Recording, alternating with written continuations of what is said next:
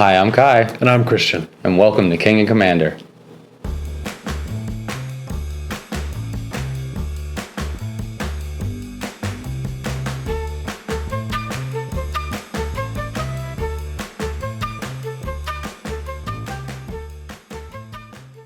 Welcome, everybody, again to King and Commander. This is our first episode. We're very excited to bring you. We're really big fans of EDH, the community, the spirit of the game, the ins and outs. Kai and I are big fans of the techniques, and so what we hope to bring you is just content that's a little bit more obscure, outside of the realm of what is expected in EDH, and to just kind of give you a taste of different techniques as we use them, and bring you some quality Magic content.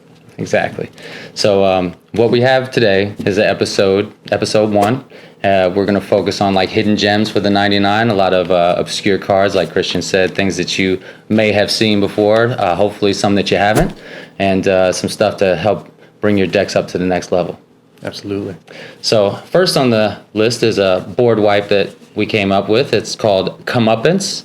It's 3 and a white for an instant that says, prevent all damage that would be dealt to you and planeswalkers you control this turn by sources you don't control.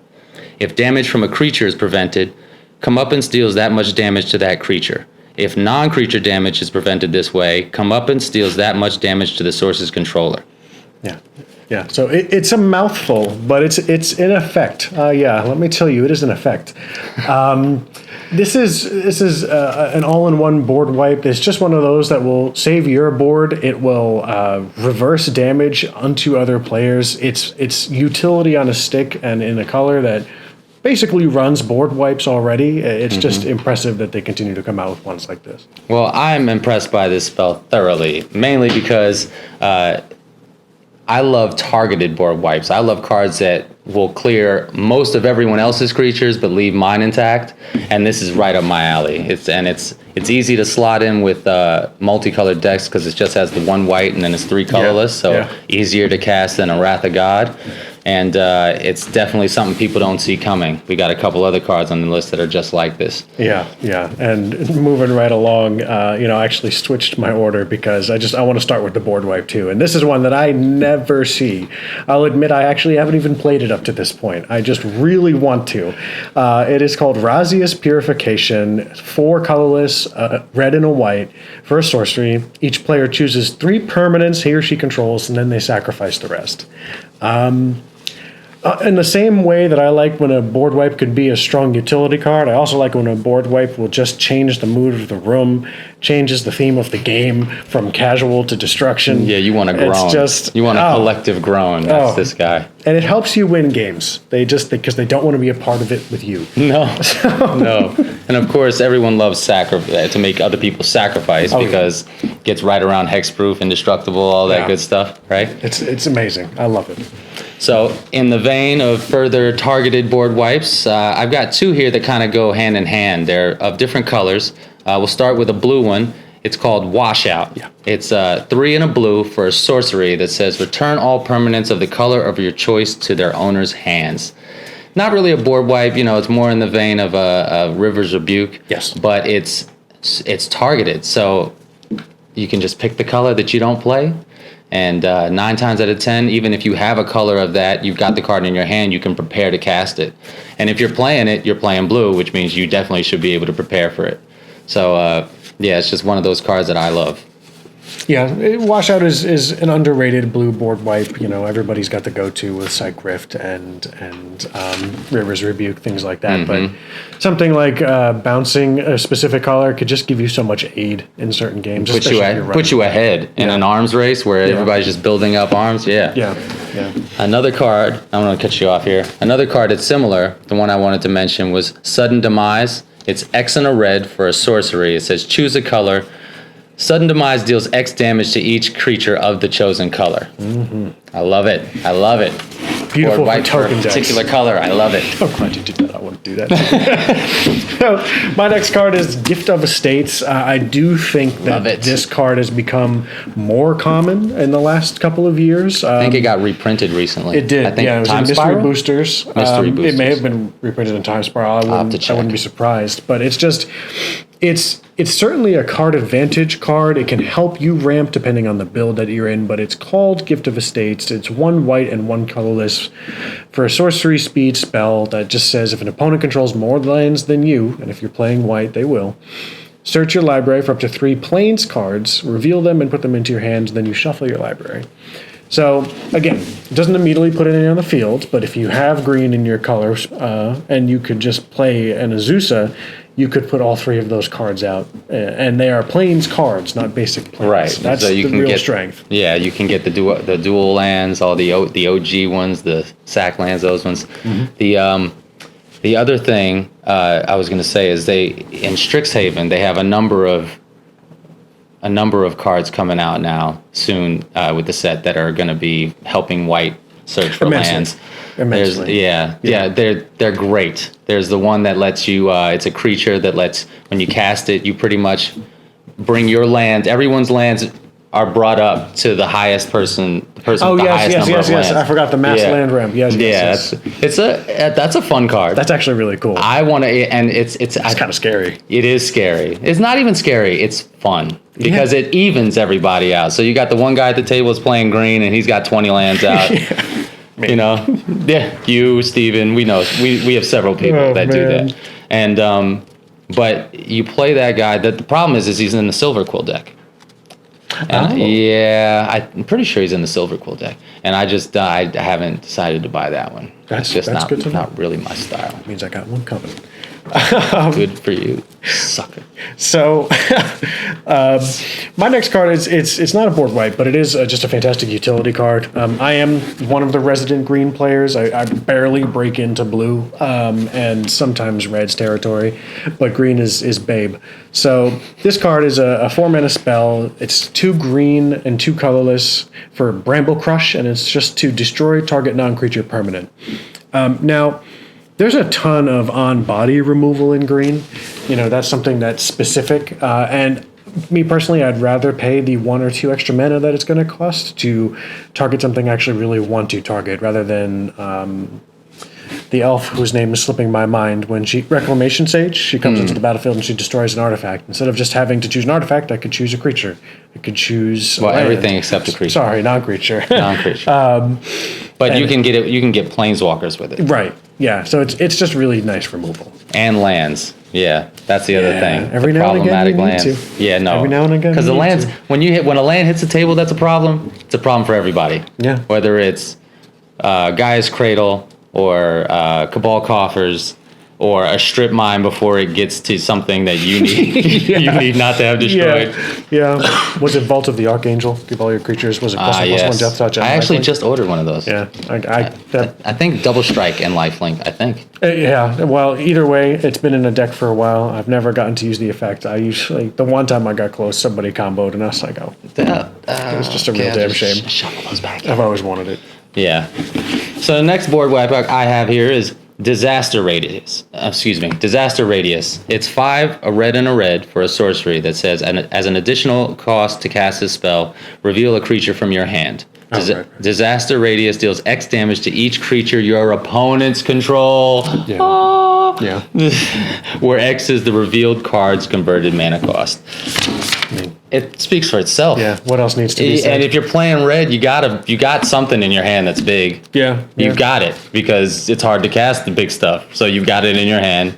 You Disaster Radius, then you cast a creature next turn, and win. One-sided board wipes are just the absolute best. They're the best. And speaking of very often one-sided board wipes, this next one is one of the best board wipes that I think has come out in white in a long time. And it's because it's an instant speed exile spell. It's called Settle the Wreckage, 2 white and 2 colorless. And it's exile all attacking creatures target player controls. That player may search his or her library for that many basic land cards, which we'll get to. Put them into play tapped, and then shuffle their library. So there are certain scenarios where that is a terrible card to play into a certain kind of army. Yes, but if you're playing it, and you're talking about like Omnath, Land Matters, those kind of strategies. Reese, things like that. Yes, just you gotta hope that they're attacking with those creatures that have the landfall. True. Yeah, that's for sure. I just mean feeding them the lands. I know, but that is a problem, and it will only stave off the inevitable in that case. But it will get rid of a ton of tokens. Yeah. And depending on how many colors they're playing, they may not have that many basic lands in their deck in the first place. Yeah, that's true. Yeah, so a lot of people who play no basic lands. There's a lot of people who are all focused on putting that gas in their deck and making sure their decks their lands have as many colors as possible, and they don't have many basics in their deck at all. Yeah, no, you're very true. You're very accurate with that one. I agree. Because I build mainly 2-color decks now, but when I build the occasional 3-color deck, I can only imagine a 4 or 5-color deck, because a 3-color deck for me will only have 3 or 4 of any basic land in it. Yeah. So in that same vein, I have another here. It's a sorcery though, Winds of Abandon. I believe a lot of people have heard of this one. Does almost the same thing, except it doesn't affect attacking creatures. Christian is not much of a fan of this card, but I had to talk him into it. It is good. So it's Winds of Abandon. It's 1 and a white for a sorcery. And it says, exile target creature you don't control. For each creature exiled this way, its controller searches their library for a basic land and puts it into play tapped. And it has Overload for 4. Yeah, Overload for 4 and a white. So for 1 white and 1 colorless, it's a slow exile. Yeah. And that makes it worth using. Oh, that by itself almost makes it worth using. But the fact that you can overload it and exile up to 3 opponents, all their creatures, I think this is one of those where it matters with, of course, what decks you're playing against, and timing is also a factor. Yeah, I agree. Because you don't want to play it if you really dread somebody putting their commander back into play, because if they've got their commander and a bunch of creatures, their commander will be back next turn. Yeah. That's just one of those that it's very similar for my reasons, like the same reasons that I have with Settle the Wreckage, except because instead of that's fitting. Because Settle the Wreckage does it to 1 person, but then you just give a potential gas to 3 people instead of 1, and that's the scary part. But that's the thing. You have the option to just use it as a single target. Yeah, that's true. That's what makes it. That's what really pushes it into the usable territory, I think. If it was just the 4 and 2 white, it wouldn't be as good, clearly. But I agree. Yeah, the option of being able to cast it for that is definitely more useful. Yeah. The next 2 cards I have, I run. I think that they're a lot of fun. They are identical, just in different colors. They're 2 mana enchantments. 1 is green and 1 is black. Life Force. It is 2 green, and then its ability is simply 2 green to counter target black spell. And then you have Death Grip, which is a 2 black enchantment that its ability is to pay 2 black mana to counter target green spell. So on the surface, I could see why somebody would be a little disinterested in cards like these, because they target only a specific color. Now, definitely color hosing. Yeah, absolutely. And they will be limited in certain settings, that's for sure. But you have these 2 cards, and then they are able to counter some of the most popular colors in the game, and they're counter spells in colors that shouldn't have counter spells. Exactly. And I do recall that I think Command Zone, they did this in-depth mathematical analysis, and they came out with green being the most powerful color, black being the second most powerful color, and then blue, and then red, and then I presume white was last because it was white. But so the 2 most popular and most powerful colors are counterable by each other with these enchantments. It's and if you play the black one, black's got enough tutors to be able to find it. Green, not so much, but those are definitely powerful. I mean, if I was playing a mono green deck, I would throw Life Force in. I couldn't see it hurt. I couldn't see it hurting. Being able to counter somebody's Lord Windgrace because there's green in it, or a Muldrotha because there's green in it. It's just Vampiric Tutor, so Demonic Tutor, Torment of Hailfire. Yeah, it's just Tevish Zot. It's just so useful, and I think people on the surface will just think it's too limited. Yeah, well, like I said, and that's one of those things. Comes down to your play group and the type of people you play against. Yeah. But I think generally speaking, unless you play with people that play in a low power range, probably a lot of people playing black and green. Oh, yeah. Yeah, absolutely. It's hard to avoid it at this point. Yeah, I think almost every game we play, there's at least somebody playing green. Yeah. Maybe not black every game, but at least green every game. I would say so, for sure. I mean, it's the first color I loved. I know that's right. Me too. But the feeling of just whacking something with the biggest creature on the table is, honestly, it's still great. But really what ends up happening is they just don't cast their spells when you have the mana open because it's not an instant. So it sits in play. Yeah. So it just means you just have to keep that two black or that 2 green open and just stare at the person that plays that color when it's their turn. Yeah, that's pretty cool. What are you going to do? What are you going to do? Something is not happening. One of those things is not happening. Just gives me ideas. Yes. That's wonderful. Bad ideas, of course. So next targeted board wipe we got is Arc Bond. It is 2 and a red for an instant. Says choose target creature. Whenever that creature is dealt damage this turn, it deals that much damage to each other creature and each player. Oh, yeah. So it is another one of those spells that is best played at a specific time, either when you're blocking or attacking. The fact that it's an instant is what makes it such a great card. And you really can just wipe the table with this. And especially if does that work with indestructible? Oh, yeah. Yeah, because they're still going to be dealt damage. Okay. No, that's exactly what I'm thinking. If you have a way to buff up Stuffy Doll and then you just use that. You got Stuffy Doll, you got Brash Taunter, you got there's a number of not super expensive casting cost ones. I'm thinking about that for Calamax. That wouldn't be bad. I think, I'll have to sacrifice Calamax. I just deal damage, myself included. But that's the game-ending play, so that's a win for me. If you drop the Atom Bomb, hey. And I'm wondering if you played it with stuff that reduce the damage that you take from creatures or prevent damage, you can do that. Oh, that would definitely help. That would be super useful, actually. Or you do that. Brash Taunter would be the perfect one, or a Stuffy Doll, because then it already is redirecting the damage. Yeah, it's super good. Yeah. I like that a lot. So the next card I have for you is one of my personal favorite tutors. It is called Beseech the Queen. It's got an alternative casting cost, so you could do this in a variety of ways, but you could either do it with black or colorless mana. It's either 3 black mana or 6 colorless, but you could also spend any variation of that, depending on what you have available. It's a sorcery speed card. Wow. It says search your library for a card with converted mana cost less than or equal to the number of lands you control. Reveal it and put it into your hands, and then you shuffle. That was a sorcery speed sentence. Yes.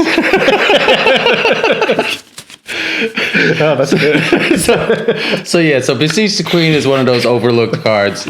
A Grim Tutor is 2 black and a colorless. So Beseech the Queen is 3 black. It's not far off. Yeah. And it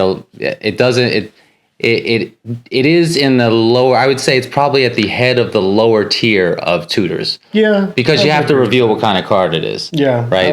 I'd say the higher, I think the thing that separates the greater tutors from the lesser ones are having to reveal the card and casting cost. Yeah. Those are probably the 2 factors, I would say. Yeah. So Vampiric Tutor, you have to put it on top of your library and pay 2 life. Who cares about the life?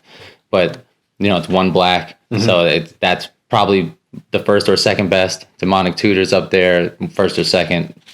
What's that other black one? Dark Petition? The one that you cast it, but then if you meet, I think it's like Threshold or something, you get additional mana back. I think it's 3 mana to cast it, but you could possibly get a return of 5 mana. I'm not familiar with that. Maybe it's not Dark Petition. I've heard of Dark Petition, but I don't think that's it. And people in the comments are going to be like, "You idiot! It's this card." I see it all the time. It's just I've drawn a blank. Drawing blanks. Right. Yeah. So anyway, good card. Get it. It's cheap. It's probably I believe it's under $10 now. Probably about 6 or 7. Beseech the Queen. Yeah. All right. So the next card is another tutor. It's called Search for Glory. It's a recent card. I believe it came out in Kaldheim.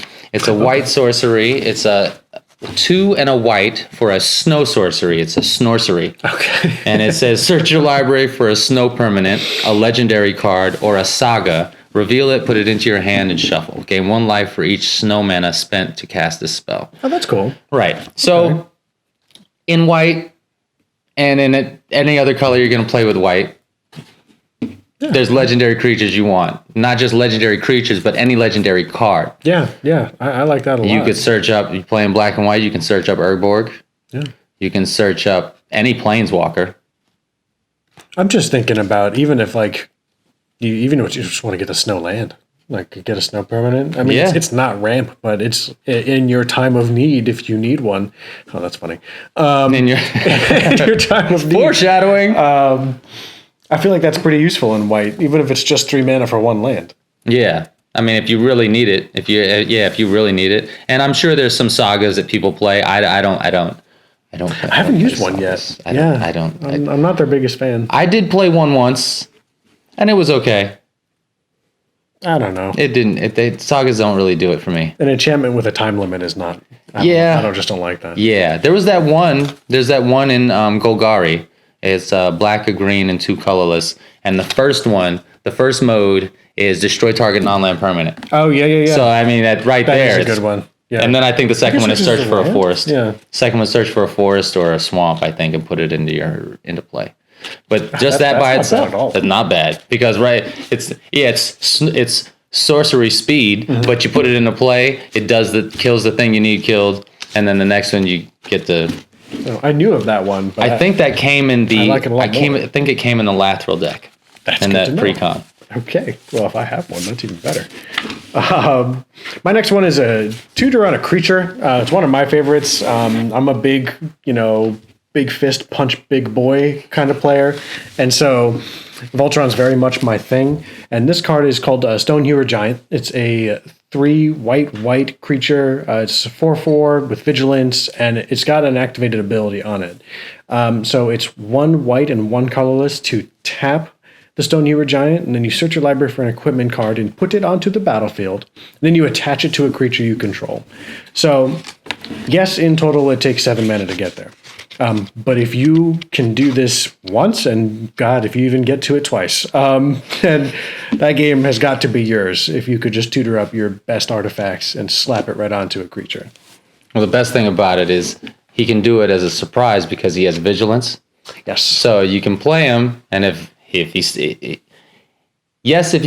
slap some lightning greaves or swiftfoot boots on him, or have a way to give him haste, he can attack that turn.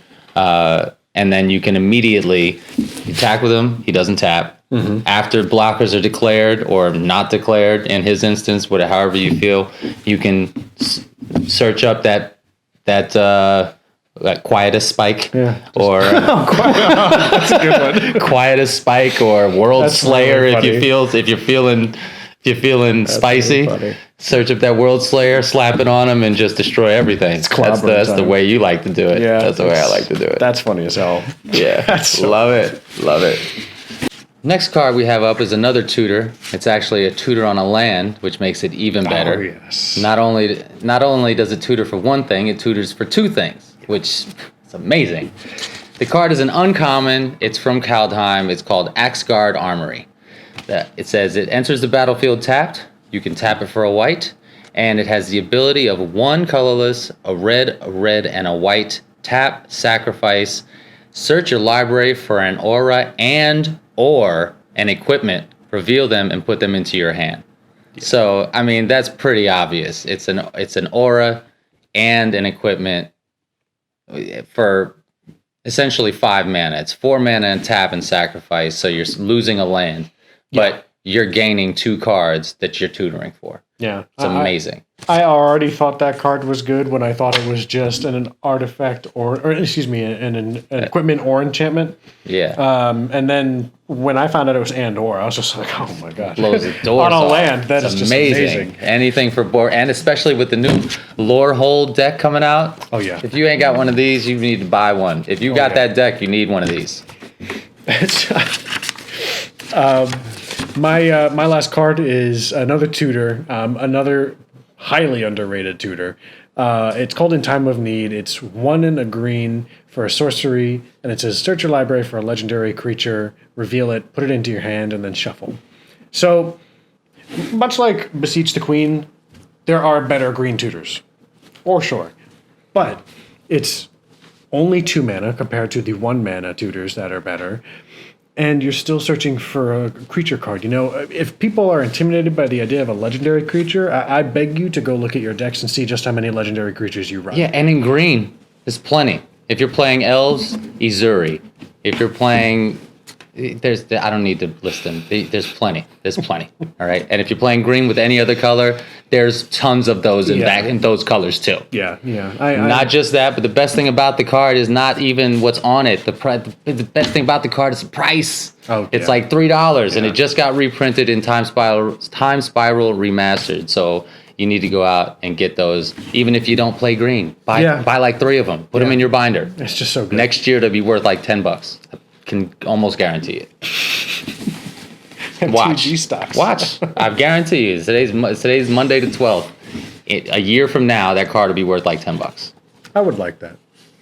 Okay, so the last card we have is it's a targeted removal spell that I've never seen people play, and it can be an absolute beast of a card if you play it at the right time. Yeah.